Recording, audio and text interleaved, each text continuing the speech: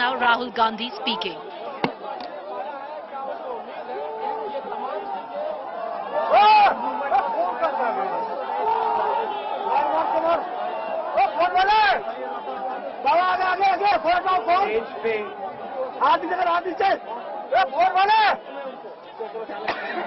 वरिष्ठ नेता,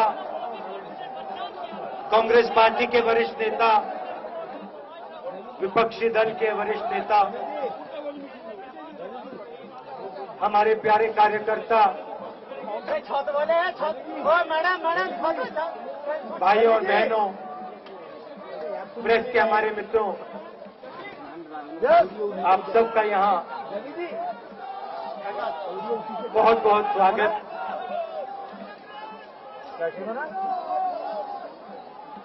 आप आज यहां बर्फ में खड़े हैं, मगर आप में से किसी को सर्दी नहीं लग रही।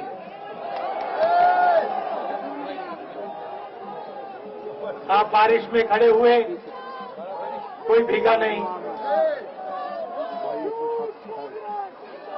गर्मी में आपको गर्मी नहीं लगी, सर्दी में आपको सर्दी नहीं लग रही है, क्योंकि देश की शक्ति आपके साथ है।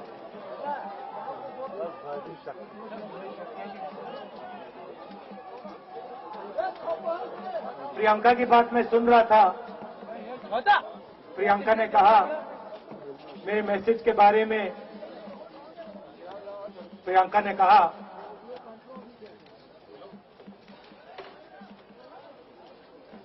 नॉर्मली होता नहीं है, मगर मेरे आंख में आंसू आए।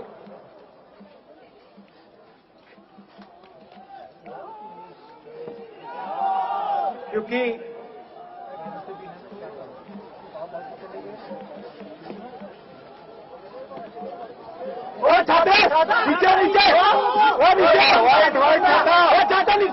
कन्याकुमारी से कौन है बेवकूफ, और पूरे देश में पैदल चले। मैं सच बताऊं, आपको अजीब लगेगा, मगर मैं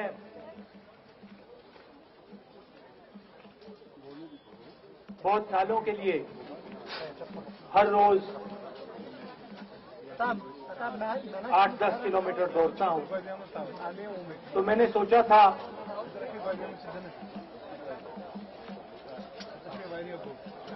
देश कन्याकुमारी से कश्मीर चलने में इतनी मुश्किल नहीं होगी। मेरे दिल में था कि आसान होगा, फिजिकली मेरे लिए ब्लू छाता मुश्किल काम, ब्लू छाता मैंने सोचा था मुश्किल काम नहीं होगा।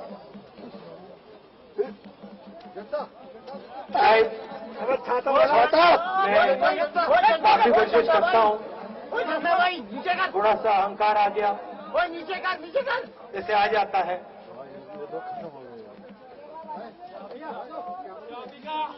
मगर फिर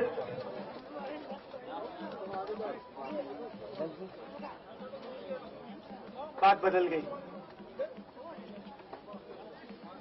जब मैं छोटा था,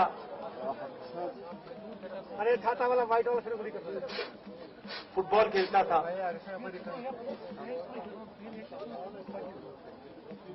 और कॉलेज में जब मैं फुटबॉल खेल रहा था, एक बार मुझे बहुत जोरों से घुटने में इंजरी हुई थी।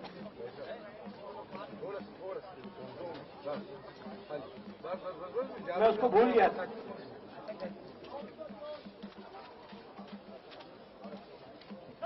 घुटने में दर्द नहीं होता था, भूल गया था उसको। दर्द गायब हो गया। और मैं क्या कर रहा था? मगर कन्याकुमारी से 5-7 दिन बाद घुटने में प्रॉब्लम आई, और जबरदस्त प्रॉब्लम आई। पूरा अहंकार उतर गया और मैं सोचने लगा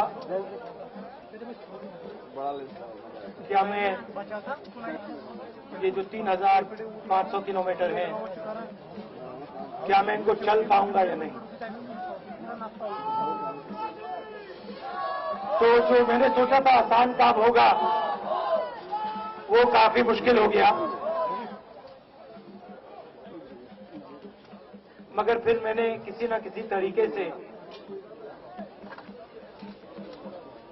ये काम पूरा कर दिया। बहुत कुछ सीखने को मिला, बहुत कुछ सीखने को मिला। मैं आपको बोलूं तो दर्द सहना पड़ा काफी, मगर सह लिया। रास्ते में एक दिन मुझे दर्द हो रहा था, काफी दर्द हो रहा था, और मैं सोच रहा था 6-7 घंटे और चलने हैं। और उस दिन मुझे लग रहा था कि आज मुश्किल है। और एक छोटी सी बच्ची आई,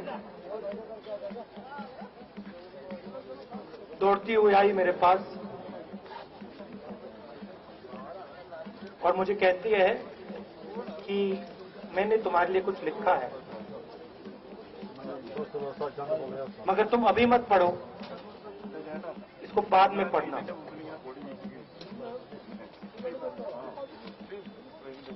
और फिर वो मुझे गले लग के भाग गई। फिर मैंने सोचा अब पढ़ता हूं क्या लिखा है।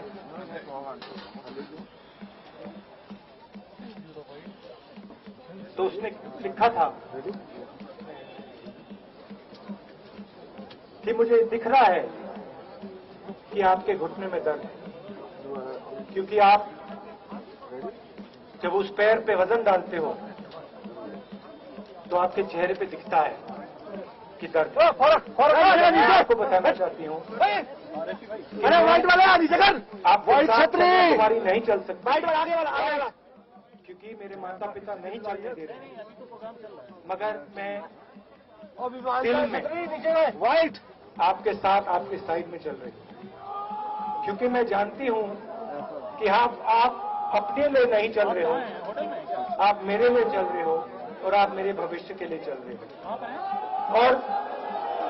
और उसी सेकंड में, पता नहीं अजीब सी बात है, उसी सेकंड मेरा दर्द उस दिन के लिए गायब हो गया। दूसरी बात, मैं चल रहा था और उस समय वहां पे थोड़ी सर्दी बढ़ रही थी। सुबह का समय था और 4 बच्चे आए।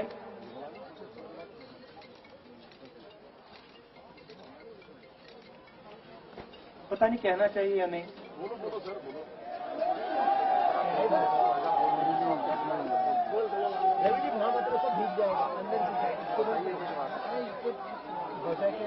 तो कह देता हूं, छोटे से बच्चे थे, भिखारी थे, मोबाइल भीख मांगते थे, और मेरे पास आए। कपड़े नहीं थे, मैंने देखा शायद मजदूरी भी करते थे, तो थोड़ी मट्टी थी उन पे। खैर मैं ये चीजें देखता नहीं हूँ, तो मैं उनके साथ गले लगा, घुटनों पे गया, ऐसे उनको पकड़ा मैंने, इसको बोलो छाता नीचे करो, क्योंकि मैं उनकी लेवल पे छाता नीचे, यहाँ से रहना चाहता था। उनको बोलो वो चेयर से उतर जाए। और फिर नहीं, सुनिए, चेयर पे खड़ा है, व्हाइट जैकेट। मैं ये बात कहना नहीं चाह रहा था, मगर कह दूंगा। चेयर पे खड़े हैं, तो उनको ठंड लग रही थी, वो कांप रहे थे। नीचे उतरो। शायद उनको खाना नहीं मिला था, छोटे बच्चे मजदूरी कर रहे थे।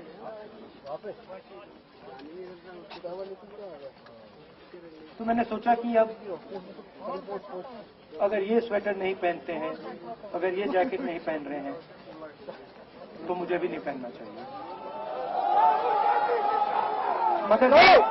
मैं झिझका क्यों आपको बताना चाहता हूं, मैं झिझका क्यों आपको बताना जैकेट, चाहता हूं। व्हाइट जैकेट, मैंने ओ व्हाइट जैकेट, ओ व्हाइट जैकेट चल रहा था, ओ तो चेयर पे हमारे खड़े साथ हो। एक व्यक्ति थे, उन्होंने मुझे मेरे कान में बोला, राहुल जी यार, अरे उसको नीचे करो। जैकेट, ये बच्चे गंदे हैं, नीचे उतरो यार। इनके पास एक आपको तो ऐसे चेयर पे जाना खड़ा नहीं होकर चाहिए। ताली बजा रहे हो। तो मैंने उनसे कहा, वो आपसे और मुझसे दोनों से साफ है।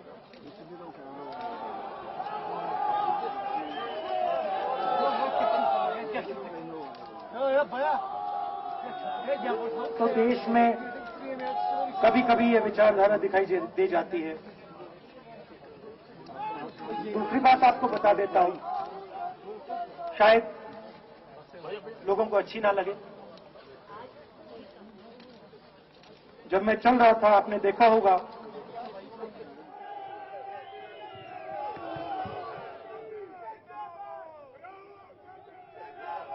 तो देश में कभी कभी यह विचारधारा दिखाई दे जाती है।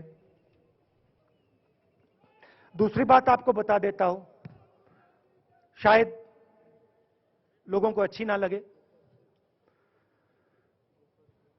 जब मैं चल रहा था, आपने देखा होगा कि बहुत सारी महिलाएं रो रही थी। आपने देखा? आपको मालूम है क्यों रो रही थी? नहीं, उसमें से बहुत सारी महिलाएं इमोशनल थी, मुझसे मिलकर रो रही थी। मगर उसमें बहुत सारी ऐसी भी महिलाएं थी जिन्होंने मुझे बोला कि उनके साथ बलात्कार हुआ है, उनको किसी ने मोलेस्ट किया है, उनके किसी रिश्तेदार ने उनको मोलेस्ट किया है। और जब मैं उनसे बोलता था, बहन मैं पुलिस को बताऊं, तो मुझे कहती थी, राहुल जी पुलिस को मत बताइए, हम चाहते हैं कि आपको यह बात मालूम हो, मगर पुलिस को मत बताइए, हमारा और भी नुकसान हो जाएगा। तो ये हमारी देश की सच्चाई है। ऐसी बहुत सारी और मैं कहानियां आपको बता सकता हूं।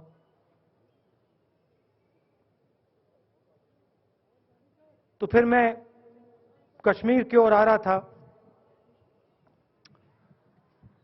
और मैं सोच रहा था कि इसी रास्ते पे मैं नीचे से ऊपर जा रहा हूं। मैं सोच रहा था कि इसी रास्ते से सालों पहले मेरे रिश्तेदार नीचे से ऊपर आए, सॉरी ऊपर से नीचे आए, कश्मीर से इलाहाबाद गंगा की ओर गए। और मुझे ऐसा लग रहा था कि मैं वापस अपने घर जा रहा हूं।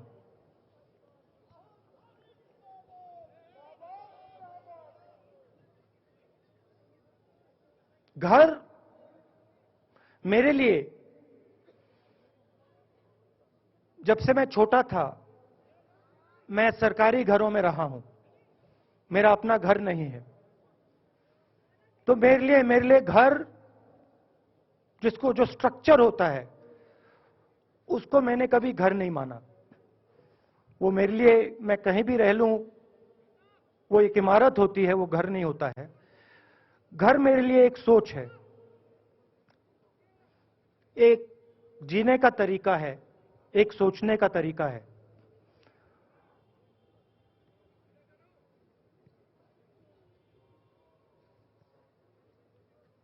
और यहां पे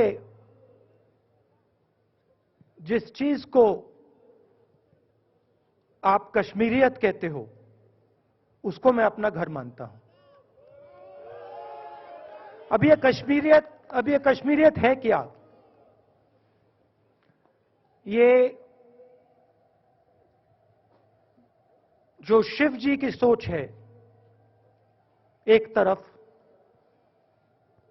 और थोड़ी सी गहराई में जाएंगे तो उसको शून्यता कहा जा सकता है। अपने आप पर, अपने अहंकार पर, अपने विचारों पर आक्रमण करना, और दूसरी तरफ इस्लाम में जिसको शून्यता यहां कहा जाता है, वहां फना कहा जाता है। सोच वही है। इस्लाम में फना का मतलब अपने ऊपर आक्रमण, अपनी सोच पर आक्रमण, जो हम अपना किला बना देते हैं कि मैं ये हूं, मेरे पास ये है, मेरे पास ये ज्ञान है, मेरे पास ये घर है, उसी किले पर आक्रमण करना, वही है शून्यता, वही है फना। और इस धरती पे ये दो जो विचारधाराएं हैं,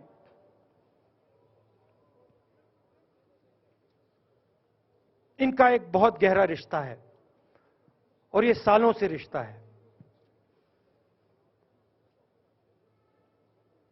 जिसको हम कश्मीरियत कहते हैं। यही सोच बाकी स्टेट्स में भी है।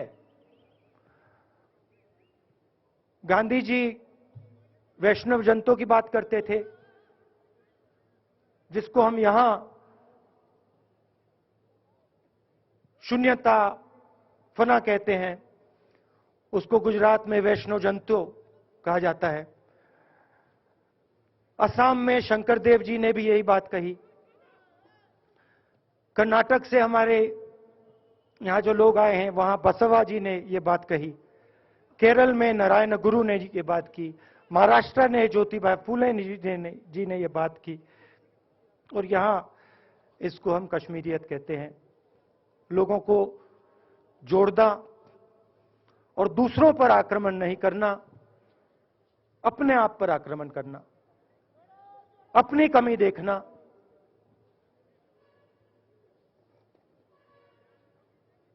मैंने आपको कहा कि मेरा परिवार कश्मीर से गंगा की ओर गया था। इलाहाबाद संगम के बिल्कुल किनारे वहां पास में हमारा घर है।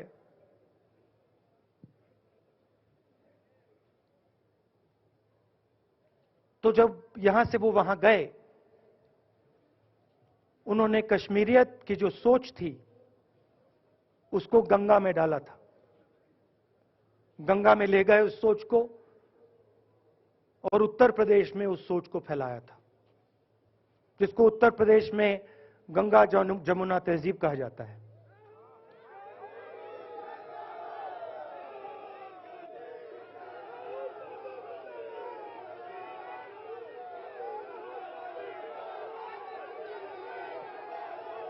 तो उन्होंने, मेरे परिवार ने छोटा सा काम, कोई बड़ा काम नहीं किया। जो आपने उनको सिखाया, जो जम्मू कश्मीर के लोगों ने उनको सिखाया, लद्दाख के लोगों ने सिखाया, क्योंकि उसमें बौद्ध धर्म भी है, उनके पास भी वही सोच, शून्यता की सोच उधर भी है। वो उसको ले गए और उस विचारधारा को, सोच को गंगा में उन्होंने रखा। तो मैं ये सोच रहा था, जब यहां आ रहा था, पैदल चल रहा था, और मुझे सिक्योरिटी वालों ने कहा था कि देखिए, आप पूरे हिंदुस्तान में चल सकते हो, जम्मू में भी चल सकते हो, मगर आखिरी जो 4 दिन हैं कश्मीर में आपको गाड़ी से जाना चाहिए।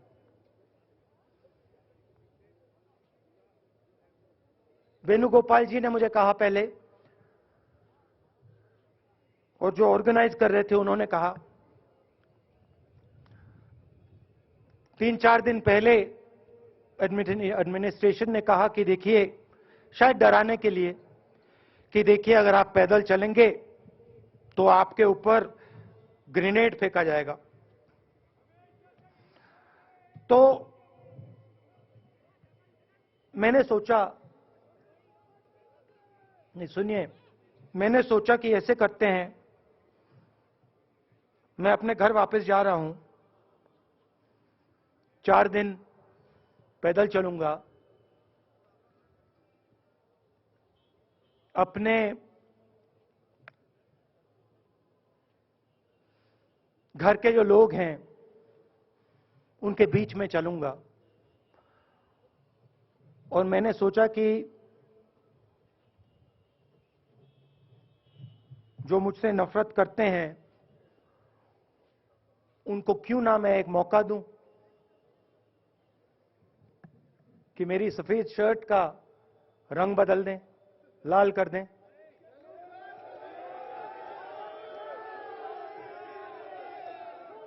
क्योंकि मेरे परिवार ने मुझे सिखाया है, गांधी जी ने मुझे सिखाया है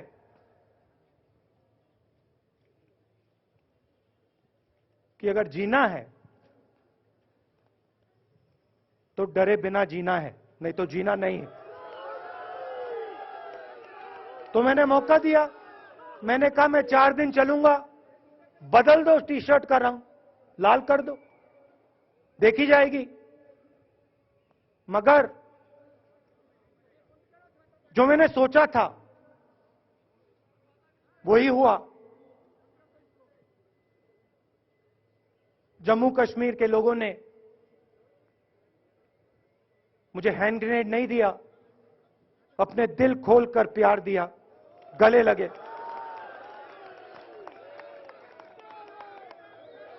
और मुझे बहुत खुशी हुई कि उन सब ने मुझे अपना माना, और प्यार से बच्चों ने, बुजुर्गों ने आंसुओं से मेरा यहां स्वागत किया। मैं अब जम्मू कश्मीर के लोगों से, और जो यहां हमारे सेना के लोग काम करते हैं, सीआरपीएफ के लोग काम करते हैं, उनको मैं कुछ कहना चाहता हूं। सबको, जम्मू कश्मीर के युवाओं को, बच्चों को, माताओं को, सबको, सीआरपीएफ के, बीएसएफ के, आर्मी के जवानों को, उनके परिवारों को, उनके बच्चों को मैं कहना चाहता हूं, देखिए, मैं हिंसा को समझता हूं,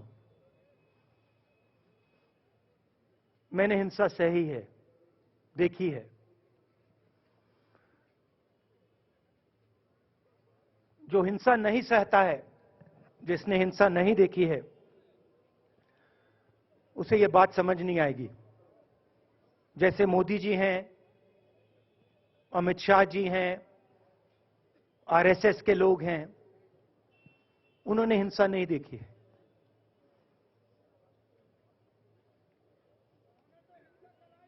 डरते हैं, नहीं डरते हैं, देखिए डरते हैं। यहां पे हम 4 दिन पैदल चले, मैं आपको गारंटी देके कह सकता हूं कि बीजेपी का कोई नेता ऐसे नहीं चल सकता है। और इसलिए नहीं क्योंकि जम्मू कश्मीर के लोग, इसलिए नहीं क्योंकि जम्मू कश्मीर के लोग उनको चलने नहीं देंगे, इसलिए क्योंकि वो डरते हैं। खैर, मैं अपने जम्मू कश्मीर के लोगों को, युवाओं को, बुजुर्गों को और आर्मी के लोगों को, सीआरपीएफ, बीएसएफ लोगों को थोड़ा सा बताना चाहता हूं। देखिए, मैं जब 14 साल का था, स्कूल में था, सुबह ज्योग्राफी की क्लास में था, मैं पढ़ रहा था, सामने बैठा था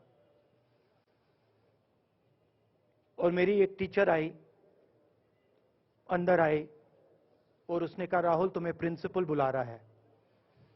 मैं बदमाश था, बहुत बदमाश था जब छोटा था। बहन से पूछ सकते हो क्या क्या करता था मैं, अभी भी करता हूं।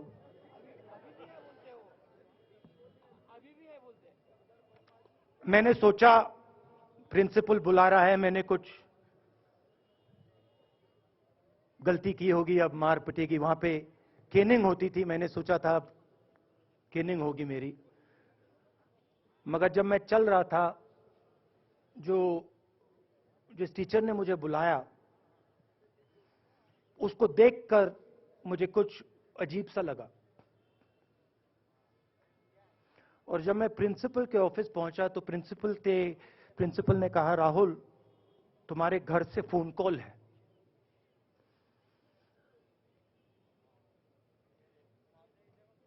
और जब मैंने उसके शब्द सुने, मुझे पता लग गया कुछ गलत हो गया है।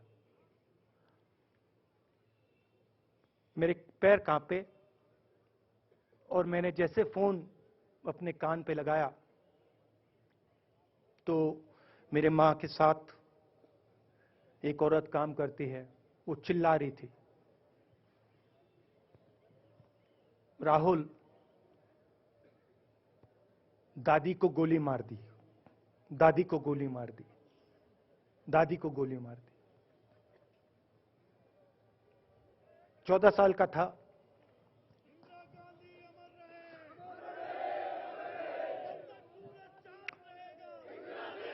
देखिए, ये जो मैं कह रहा हूं, ये जो मैं कह रहा हूं, ये जो मैं अभी कह रहा हूं, ये बात प्रधानमंत्री को नहीं समझ आएगी, ये बात अमित शाह जी को नहीं समझ आएगी, ये बात डोवल जी को भी नहीं समझ आएगी, मगर ये बात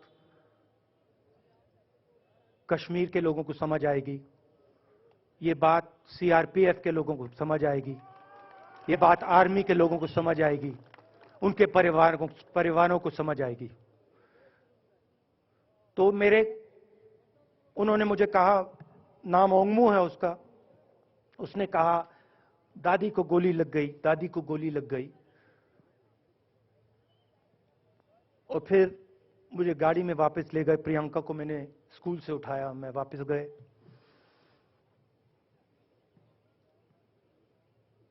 और फिर मैंने वो जगह देखी जहां मेरी दादी का खून था।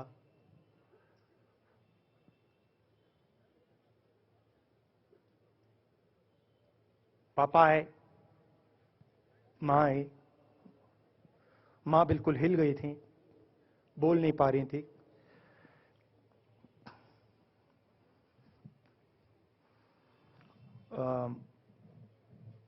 हाँ,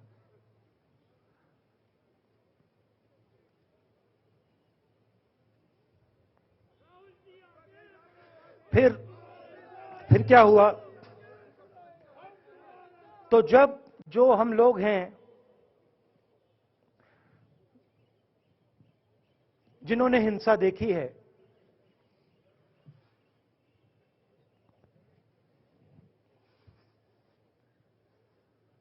ये जो है ना, इसको हम बिल्कुल दूसरी तरीके से देखते हैं। ये आप सबके लिए टेलीफोन है, ये हमारे लिए सिर्फ टेलीफोन नहीं है।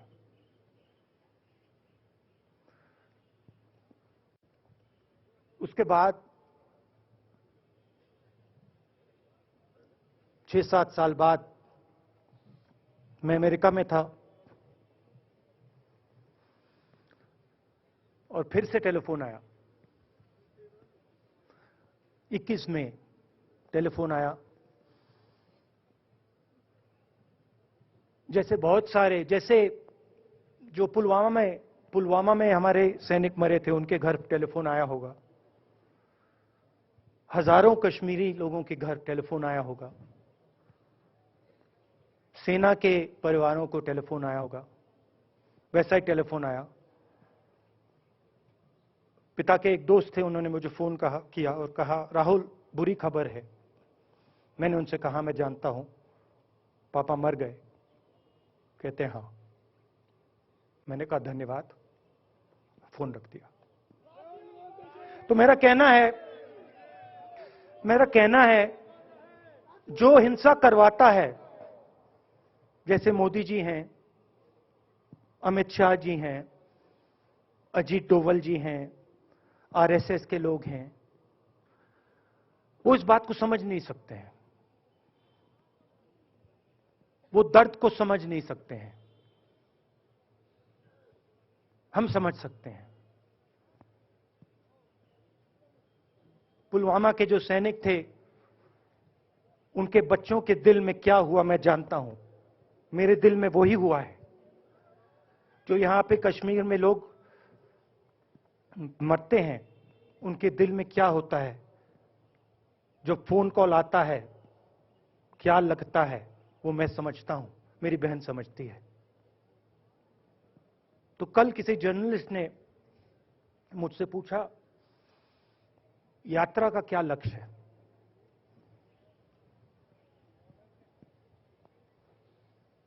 कहा कि यात्रा क्या अचीव करना चाहती है, जम्मू कश्मीर में क्या अचीव करना चाहती है। मेरे उस समय दिमाग में आया, मगर मैंने कहा नहीं बोलता हूं, कल भाषण में बोलूंगा। यात्रा का लक्ष्य है कि ये जो फोन कॉल हैं, चाहे ये आर्मी के हों, चाहे सीआरपीएफ के हों, चाहे ये कश्मीर के लोगों के हो, ये फोन कॉल बंद हो जाए।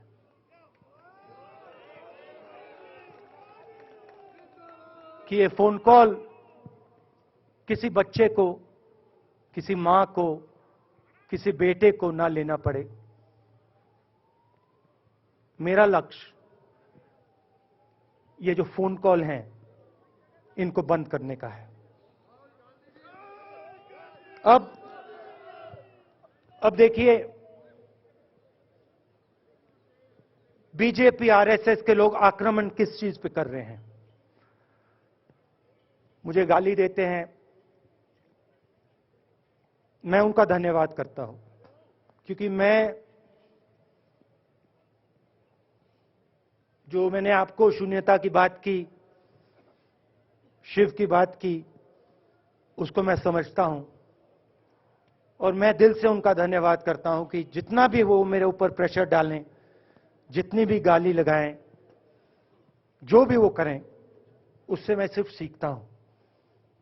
तो मैं एक प्रकार से उनका धन्यवाद करता हूं। मगर जो मैंने आपको बात बोली पहले, चाहे वो कश्मीरियत है, चाहे वो वैष्णो जंतो है, चाहे वो शंकर देव जी हैं, बसवा हैं, नारायण गुरु हैं, तिरुवल्लुवर हैं, जो तमिलनाडु के बड़े पोएट हैं, फूले जी हैं, और जो कश्मीरियत हैं, ये इस विचारधारा पे आक्रमण कर रहे हैं। और ये जो विचारधाराएं हैं, ये इस देश की नींव है, इस देश की फाउंडेशन है। और आपने जो किया, जो यात्रियों ने किया, हम सब ने किया, इस विचारधारा की रक्षा के लिए किया है। मैंने ये काम अपने लिए नहीं किया, मैं ऐसा काम अपने लिए कभी कर ही नहीं सकता हूं।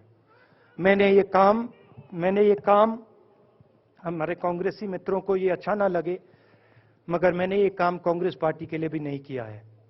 मैंने ये काम, और हम सब ने ये काम हिंदुस्तान की जनता के लिए किया है। और हमारी कोशिश है कि जो विचारधारा इस देश की नींव को तोड़ने की कोशिश कर रही है, जो विचारधारा इस देश की नींव को तोड़ने की कोशिश कर रही है, उसके खिलाफ हम खड़े हों, मिलकर खड़े हों, नफरत से नहीं, क्योंकि वो हमारा तरीका नहीं है, मोहब्बत से खड़े हों। मैं जानता हूं कि अगर हम मोहब्बत से खड़े होंगे, प्यार से बात रखेंगे, तो हमें सफलता मिलेगी। और उनकी जो विचारधारा है, उसको हम सिर्फ हराएंगे नहीं, मगर उस विचारधारा को हम उनके दिलों से निकाल देंगे। तो आपने, देश की जनता ने हमारा समर्थन किया। हमारी कोशिश है कि हमें, बीजेपी ने एक जीने का तरीका, राजनीतिक तरीका दिखाया है। हमारी कोशिश है कि हम एक और तरीका, जो हिंदुस्तान का तरीका है, मोहब्बत का तरीका है, वो हम देश को दिखाएं। हम देश को याद दिलाएं कि हिंदुस्तान मोहब्बत का देश है, इज्जत का देश है, भाईचारे का देश। तो हमने जो कहा था, छोटा सा कदम लिया है, बड़ा कदम नहीं है। नफरत के बाजार में मोहब्बत की दुकान खोलने की कोशिश की। धन्यवाद। जय हिंद।